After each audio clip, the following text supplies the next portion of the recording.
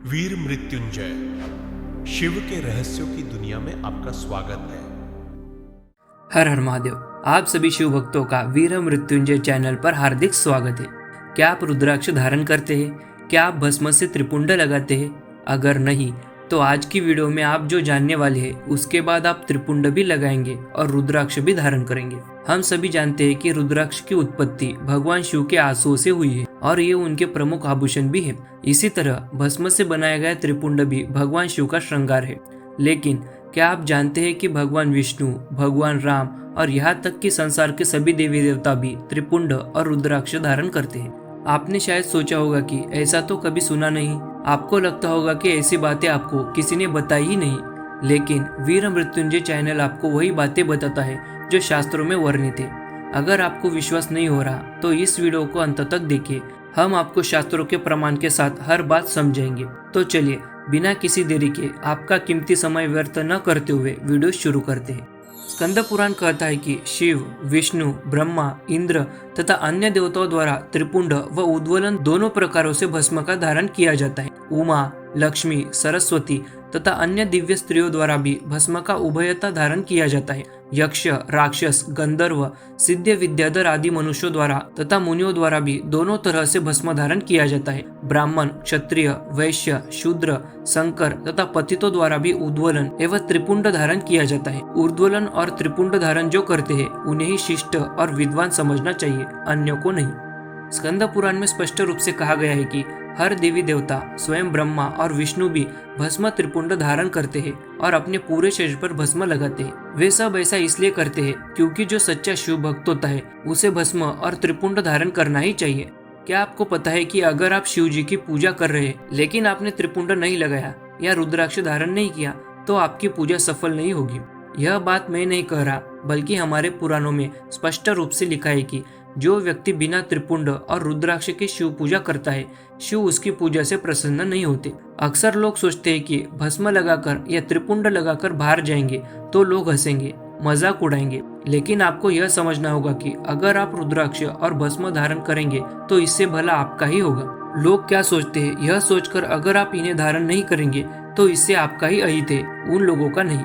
अब आपकी इच्छा, आपको जो सही लगे वही कीजिए, लेकिन सच्चाई तो यही है। अब बात करते हैं अगले प्रमाण की। भगवान विष्णु का एक परम भक्त था जिसका नाम सुदर्शन था। सुदर्शन हमेशा भगवान विष्णु की पूजा में लीन रहता था। एक बार भगवान विष्णु उस पर प्रसन्न हुए और उसे दर्शन देकर कहने लगे, हे ब्राह्मण श्रेष्ठ, सदा रुद्राक्ष धारण करके श्री रुद्रम और पंचाक्षर का जप करो। बिल्व पत्रों से शिवलिंग की पूजा करके ज्ञानवान बनो। शक्तिशाली शिवलिंग की पूजा से अब मेरा माता 3 धारियों से अंकित हो गया है। ब्रह्मा, इंद्र, देवता और ऋषिगण पवित्र भस्म और त्रिवर्णी पट्टियां धारण करते हैं। मेरी छाती और भुजाओं पर शुभ रुद्राक्षों को स्वयं ही देख लो। मैं पंचाक्षर का जाप करते हुए तथा रुद्राध्याय के जाप का आश्रय लेते हुए प्रातः, मध्याह्न और संध्या तीनों समय बिल्व पत्रों से भगवान शिव की पूजा करता हूँ। निष्कलंक लक्ष्मी सदैव कोमल बिल्व पत्रों से शिवलिंग की पूजा करते हैं। इसी प्रकार ब्रह्मा, देवगण आदि भी शिवलिंग की पूजा करते हैं। इस संवाद से यह स्पष्ट होता है कि भगवान विष्णु खुद अपने भक्तों को सिखाते हैं कि जैसे सभी देवी देवता और स्वयं भगवान विष्णु भी रुद्राक्ष और भस्म धारण करते हैं, उसी तरह हर किसी को त्रिपुंड और रुद्राक्ष धारण करना चाहिए। भगवान विष्णु तो स्वयं पंचाक्षर मंत्र का जाप करते हैं और रुद्राक्ष व भस्म धारण कर उनके पास स्थित इंद्रनील मणि से निर्मित शिवलिंग की पूजा करते हैं। जैसा कि मैंने पहले भी कहा था, हर शिव भक्तों को शिव पूजा में 3 चीजों का अवश्य पालन करना चाहिए। पहला नियम है भस्म धारण करना, दूसरा नियम है रुद्राक्ष धारण करना और तीसरा नियम पंचाक्षर का जाप करते हुए शिवलिंग की पूजा करना। जो इन नियमों का पालन करता है वही सही मायने में शिव का सच्चा भक्त है, न कि वो जो शिव की पूजा अन्य देवताओं के नाम से करता है और शास्त्रों के विरुद्ध आचरण करता है। अब अगला प्रमाण शिव महापुराण से है जो प्रभु श्री राम के बारे में बताता है। शिव जी के आदेश पर स्वयं विष्णु ने 4 भिन्न रूपों में उन स्त्रियों के गर्भ से जन्म लिया। कौशल्य के पुत्र राम, सुमित्रा के लक्ष्मण और शत्रुघ्न और कैकेयी के भरत थे। उन सभी ने शिव का अनुष्ठान किया। राम अपने भाइयों के साथ प्रतिदिन मिट्टी की मूर्ति की पूजा करते थे। वे भस्म और रुद्राक्ष पहनते थे और शिव पंथ का पालन करते थे। उनके कुल में उत्पन्न राजा अपने अनुयायियों सहित शिव की मिट्टी की मूर्ति की पूजा करते थे। इसका मतलब यह है कि श्री हरि ने भगवान शिव के आदेशानुसार माता कौशल्या के पुत्र के रूप में श्री राम का अवतार लिया। वह अपने चारों भाइयों के साथ शिव पंथ के मार्ग का पालन करते थे और रुद्राक्ष तथा भस्म धारण करते थे। इतना ही नहीं, वह अपने भाइयों सहित हर रोज मिट्टी से बने शिवलिंग यानी पार्थिव शिवलिंग की पूजा करते थे। यह भी कहा गया है कि उनके कुल में जो भी राजा जन्म लेते थे वे सब पार्थिव शिवलिंग की पूजा अर्चना करते थे।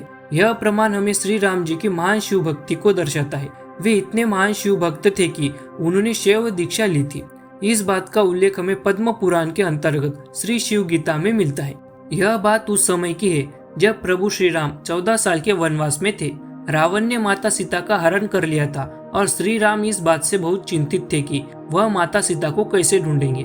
तब ऋषि अगस्त्य जी ने उन्हें विरजा दीक्षा देकर शिव की पूजा करने का उपदेश दिया और कहा कि केवल वही उनकी सहायता करेंगे।